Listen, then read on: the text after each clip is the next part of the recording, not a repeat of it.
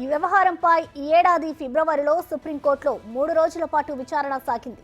వర్గీకరణ సమర్థనీయమని న్యాయస్థానానికి కేంద్ర ప్రభుత్వం తెలిపింది. సుదీర్ఘ వాదనల అనంతరం ఫిబ్రవరి 8న ఆ తీర్పును రిజర్వ్ చేసింది సుప్రీంకోర్టు.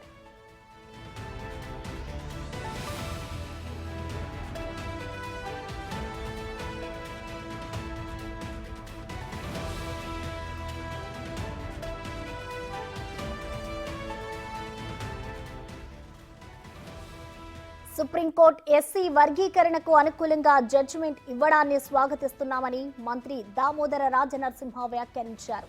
సీఎం రేవంత్ రెడ్డి 6 ఎమ్మెల్యేలను ఢిల్లీకి పంపి అడ్వకేట్ను నియమించారని తెలిపారు.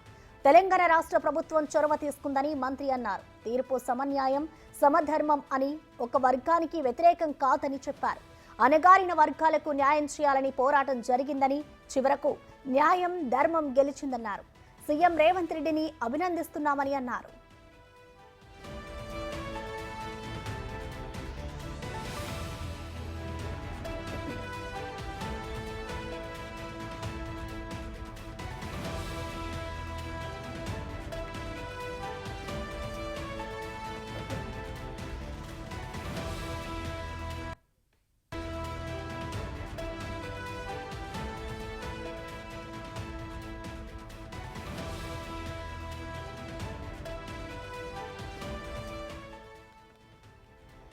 ఎస్సీ ఎస్టీ వర్గీకరణపై సుప్రీంకోర్టు కీలక తీర్పు వెలువరించింది.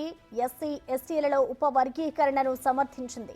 సుప్రీంకోర్టు ప్రధాన న్యాయమూర్తి జస్టిస్ చంద్రచూడ్ నేతృత్వంలోని 7 న్యాయమూర్తుల ధర్మాసనం తీర్పిచ్చింది.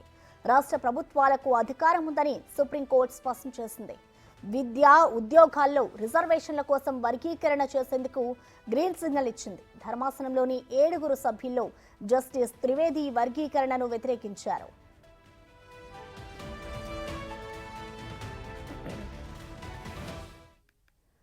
దీనికి సంబంధించిన మరింత సమాచారాన్ని ఢిల్లీ నుంచి మా ప్రతినిధి శివ లైవ్ ద్వారా అందిస్తారు. శివ, చెప్పండి, ఇటు ఎస్సీ ఎస్టీ వర్గీకరణకి సంబంధించి అయితే సుప్రీంకోర్టు కీలక తీర్పు వెలువరించింది. మరి రిజర్వేషన్ల ప్రక్రియ ఏ విధంగా ఉండే అవకాశం ఉందనుకోవచ్చు Shiva?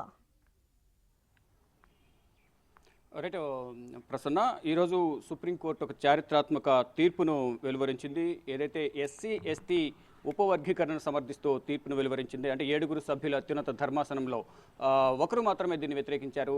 Chief justice of India Chandrachud ధర్మాసనంలోని 6 సభ్యులు ఏకపక్షంగా, ఒకరు జస్టిస్ బేలా ఎం త్రివేది మాత్రం ఎస్సీ ఎస్టీ ఉపవర్గీకరణను వ్యతిరేకిస్తూ కూడా తన అభిప్రాయాన్ని వ్యక్తపరిచారు. అత్యున్నత ధర్మాసనంలో 7 సభ్యుల ధర్మాసనంలో ఈ 6 ఏకపక్షంగా నిర్ణయం తీసుకునే నేపథ్యంలో ఈ వర్గీకరణ అమల్లోకి వస్తున్నట్టు కూడా సుప్రీం ధర్మాసనం తెలియజేసింది. అయితే గతంలో ఫిబ్రవరిలో ఎస్సీ ఎస్టీకి వర్గీకరణకు సంబంధించి సుదీర్ఘంగా 3 రోజుల పాటు విచారణ కొనసాగింది. విచారణ కొనసాగిన తర్వాత ఫిబ్రవరి 8వ తేదీన తీర్పును చీఫ్ జస్టిస్ చంద్రచూడ్ ధర్మాసనం తీర్పును రిజర్వ్ చేసింది. ఇక ఎస్సీ ఎస్టీ వర్గీకరణకు కేంద్ర ప్రభుత్వం మేము అనుకూలంగా ఉన్నామంటూ కూడా తెలిపింది. దానికి అనుగుణంగానే ఈరోజు తీర్పు కూడా అనుకూలంగా రావడంతో, ఎస్సీ ఎస్టీలకు అనుకూలంగా రావడంతో దేశవ్యాప్తంగా ఇటు ఎస్సీ ఎస్టీ సామాజిక వర్గానికి సంబంధించిన నేతలు, అంటే సామాజిక వర్గానికి సంబంధించిన ప్రజలందరూ కూడా ఆనందం వ్యక్తం చేస్తున్నారు. మరోవైపు ఇటు గతంలో ప్రజెంట్ ఎంఆర్పీఎస్ నాయకులు మందకృష్ణ మాదిగ కూడా సుప్రీంకోర్టుకి వచ్చారు. వన్ ఆఫ్ ద పిటిషనర్గా మందకృష్ణ మాదిగ ఉన్నారు. అయితే మరి కాసేపట్లో మందకృష్ణ మాదిగ కూడా తన అభిప్రాయాన్ని మీడియాతో పంచుకునే అవకాశం కనిపిస్తోంది. ఇక గతంలో ఎంఆర్పీఎస్ నాయకుడిగా ఉన్న మందకృష్ణ మాదిగను కేంద్ర ప్రభుత్వం, అంటే ప్రధాని నరేంద్ర మోడీ ఎన్నికల ప్రచారంలో భాగంగా తను కూడా స్టేజ్ మీదకి తీసుకువెళ్ళడం, అన్ని విధాలా అండగా ఉంటాము ఎస్సీ ఎస్టీ సామాజిక వర్గానికి అంటూ కూడా ఆయనకు అండగా ఉంటామంటూ ఆయనకు భరోసా కల్పించే ప్రయత్నం చేశారు. మందకృష్ణ మాదిగతో పలుమార్లు భేటీ అయ్యారు. ఇటు ఢిల్లీ వచ్చిన సందర్భంలో మందకృష్ణ మాదిగ కూడా ఇటు ప్రధాని నరేంద్ర మోడీ, కేంద్ర హోంమంత్రి జేపీ నడ్డా ఇలా కేంద్ర మంత్రులతో కూడా భేటీ అయ్యి ఎస్సీ ఎస్టీ సామాజిక వర్గానికి సంబంధించి కూడా వారితో చర్చలు జరిపారు. ఇక ఎట్టకేలకు ఎస్సీ ఎస్టీ సామాజిక వర్గాలకు అనుకూలంగా ఈరోజు తీర్పు రావడంతో వారందరూ కూడా ఎంతో ఆనందం వ్యక్తం చేస్తూ ఉన్నారు. అంటే ఇప్పటి వరకు ఉన్న అవకాశాలతో పాటు మరిన్ని అవకాశాలు వచ్చేందుకు ఇది ఉపయోగపడుతుందనేది ప్రధానంగా అభిప్రాయాలు అయితే వ్యక్తమవుతున్నాయి. విభజన సమయంలో ఆంధ్ర తెలంగాణకు, అంటే గతంలో ఏదైతే ఎస్సీ ఎస్టీ రిజర్వేషన్లకు సంబంధించి కీలక తీర్పును వెలువరించడం మనం చెప్పుకోవాలి. అంటే రాష్ట్రాలు ఎస్సీ ఎస్టీ కేటగిరీ చేసుకునే వెసులుబాటును సుప్రీంకోర్టు కల్పించారు. ఈ అధికారాలు అనేవి కూడా రాష్ట్రాలకి కల్పిస్తూ సుప్రీంకోర్టు ధర్మాసనం నిర్ణయం తీసుకుంది. 2004లో 5 సభ్యుల ధర్మాసనం ఇచ్చిన తీర్పును పక్కన పెట్టి ఇప్పుడు 7 సభ్యుల ధర్మాసనం ఈరోజు తీర్పును వెలువరించింది. ఎస్సీ రిజర్వేషన్లు కేటగిరీ చేసుకునే అంశంపై సుప్రీంకోర్టును ఆశ్రయించారు.